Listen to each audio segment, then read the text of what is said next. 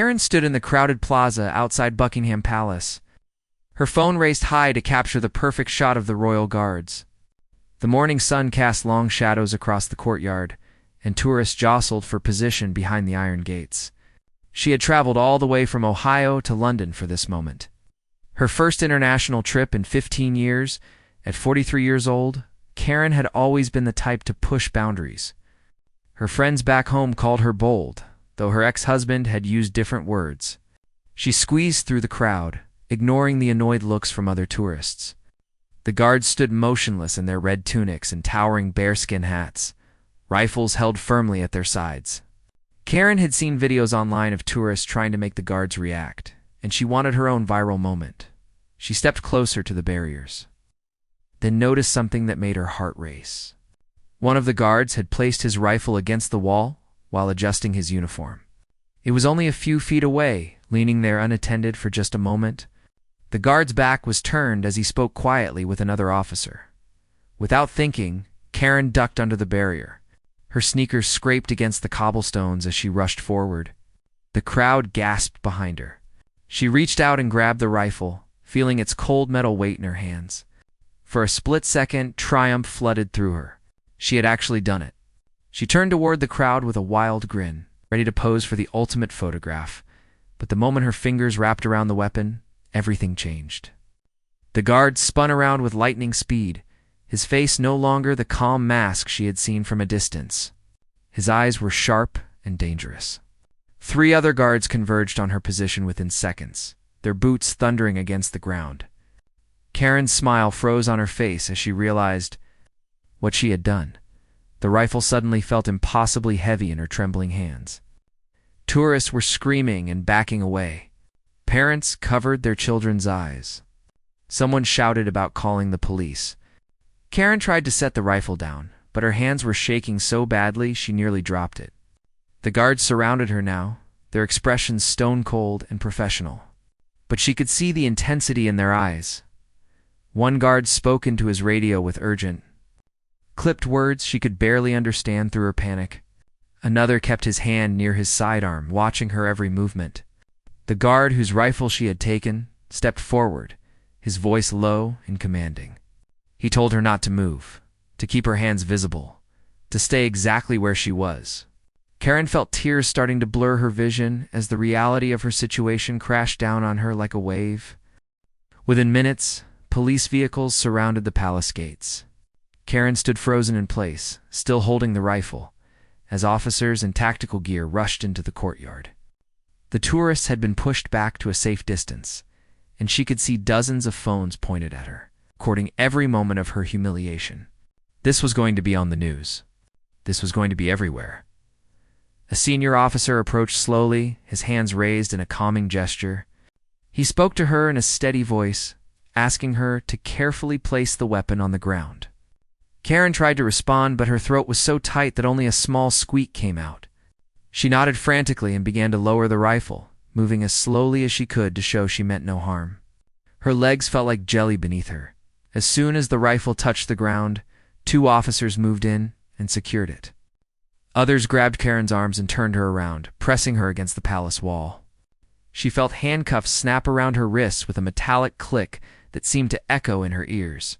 The cold metal bit into her skin as they tightened them. One officer began reading her rights in a formal, British accent that made everything feel even more surreal. Karen's mind raced with panic. She thought about her daughter back home, who would see this all over social media. She thought about her elderly mother, who had warned her to be careful on this trip. She thought about her job at the bank, which she would almost certainly lose after this. What had she been thinking?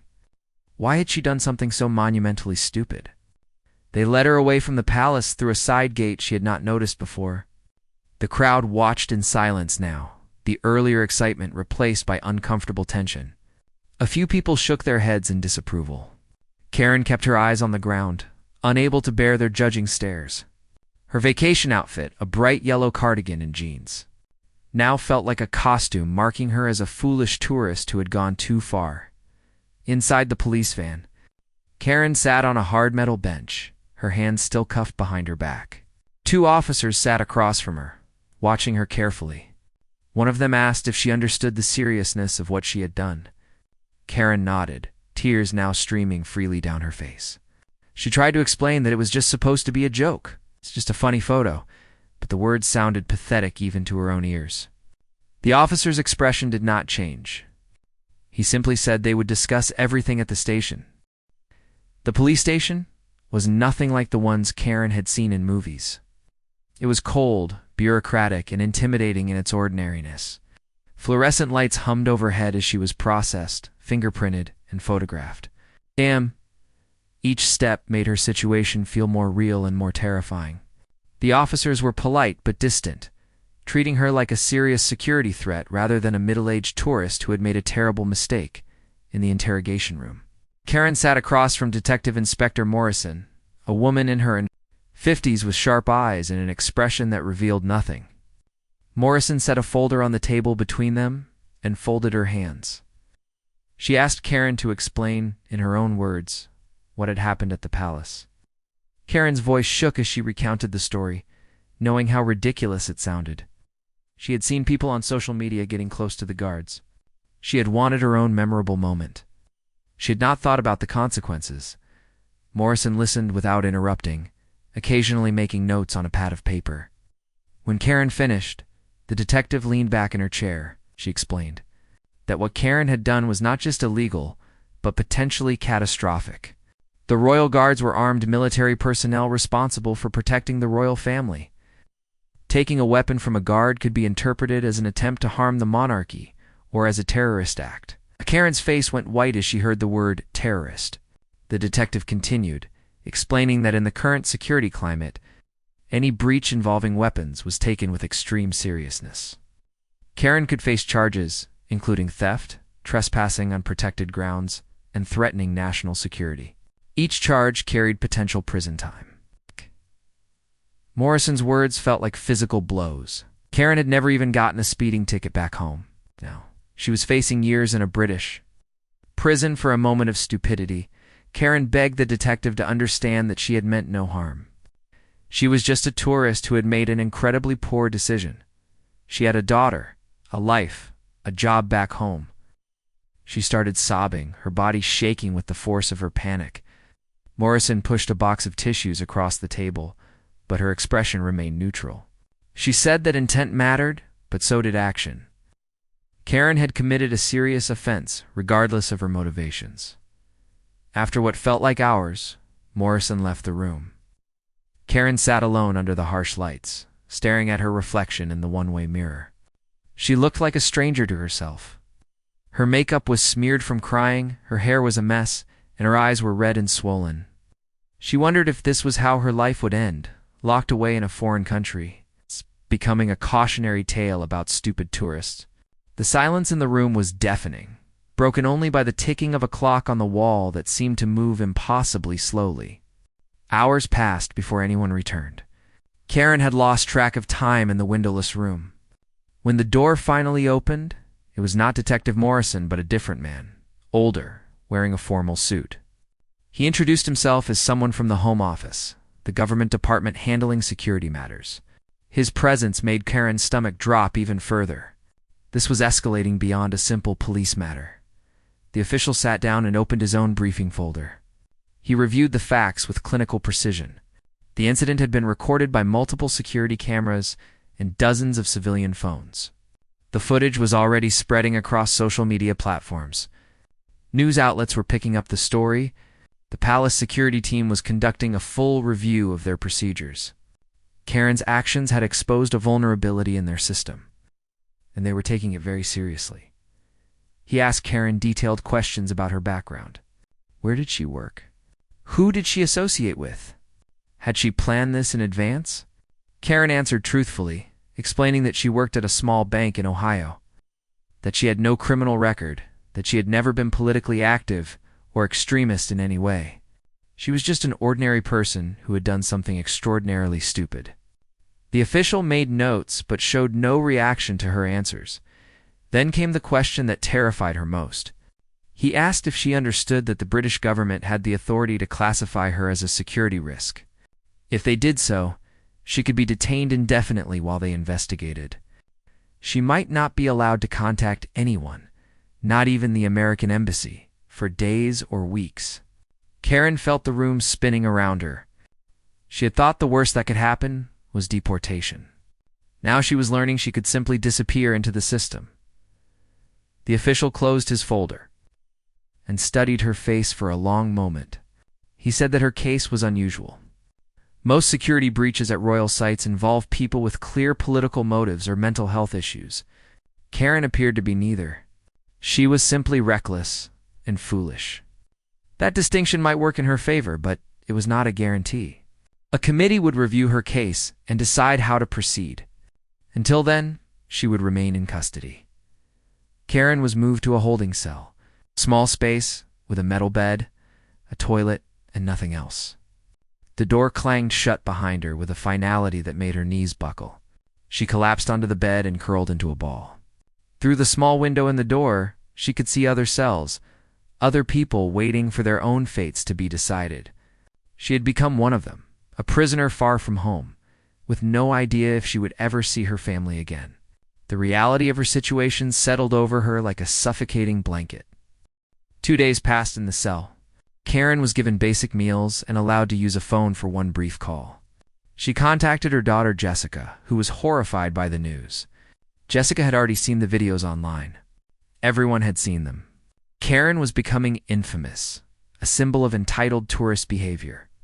The comments online were brutal, calling her everything from an idiot to a terrorist. Jessica promised to contact the American embassy and try to get help. But her voice was filled with worry and disappointment that cut Karen deeper than any legal threat. On the third day, Karen was escorted back to the interrogation room. This time, Detective Morrison was joined by a representative from the American embassy, a young man named David Chen who carried a leather briefcase and wore an expression of professional concern. He shook Karen's hand and assured her that the embassy was working on her behalf. His presence gave her the first glimmer of hope she had felt since her arrest. Morrison explained that the review committee had made their decision. After examining all evidence, including Karen's background check, witness statements, and the circumstances of the incident, they had determined she did not pose an ongoing security threat. However, her actions still warranted serious consequences. She would be charged with trespassing on protected property and interfering with security personnel. These were lesser charges than the terrorism-related offenses they could have pursued. David Chen negotiated on her behalf, pointing out that Karen had cooperated fully, shown genuine remorse, and had no prior criminal history. He suggested that deportation with a permanent travel ban might be more appropriate than prison time. Morrison considered this, then left to consult with her superiors. The waiting was agony. Karen sat with her hands clasped so tightly her knuckles turned white. Praying for mercy she was not sure she deserved. When Morrison returned, she brought news. Karen would be required to plead guilty to the charges. She would pay a substantial fine of £5,000. She would be deported immediately and banned from entering the United Kingdom for 10 years. If she accepted these terms, she could avoid prison. If she refused, the case would go to trial, and the prosecution would seek the maximum sentence. The choice, Morrison said, was hers. Karen did not hesitate. She agreed to everything. She would sign whatever papers they put in front of her, pay whatever fine they demanded, accept whatever punishment they deemed fit. She just wanted to go home. She wanted to see her daughter, sleep in her own bed, and somehow begin to rebuild her shattered life. David Chen helped her through the paperwork, explaining each document carefully. Karen signed them all with shaking hands, feeling both relief and shame in equal measure. She was getting a second chance, but she would carry this mistake with her forever. The deportation happened swiftly. Karen was escorted directly from the police station to Heathrow Airport under guard. She never got to see any of the London sights she had saved for months to visit. The guards walked her through a private security corridor, away from regular passengers who might recognize her face from the viral videos. At the gate, they handed her over to airline security, who would ensure she boarded the plane and stayed on it until landing in the United States. During the long flight home, Karen sat in her window seat staring out at the clouds. The passenger next to her had clearly recognized her but said nothing. Maintaining an uncomfortable silence throughout the journey, Karen replayed the incident over and over in her mind. She saw herself reaching for that rifle, felt again that moment of foolish triumph before everything collapsed. If she could go back, she would stay behind the barriers, take a normal tourist photo, and appreciate the experience without needing to make it about herself.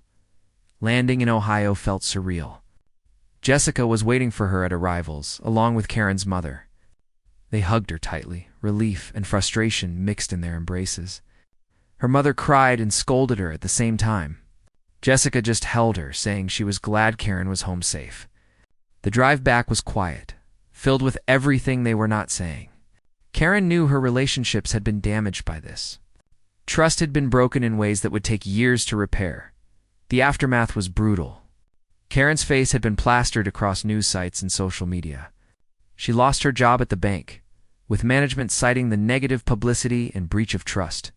Finding new employment proved nearly impossible. Potential employers would search her name and find the videos immediately. She became a cautionary tale, a meme, the subject of countless think pieces about entitled behavior in tourist culture. Strangers recognized her on the street and made comments, some pitying, others cruel. Karen eventually found work at a small accounting firm run by someone who believed in second chances. The pay was less than half what she had earned before, and the work was tedious, but she was grateful for it. She attended therapy to deal with the trauma and shame of her experience. Slowly, painfully, she began to rebuild. She deleted all her social media accounts and lived quietly, avoiding attention of any kind.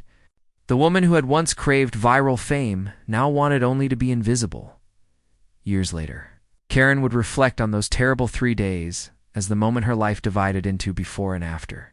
She had learned the hardest way possible that actions have consequences, that boundaries exist for reasons, and that a few seconds of poor judgment can alter the course of an entire life. She had wanted to be remembered, to have her moment. She got her wish, but not in any way she could have imagined.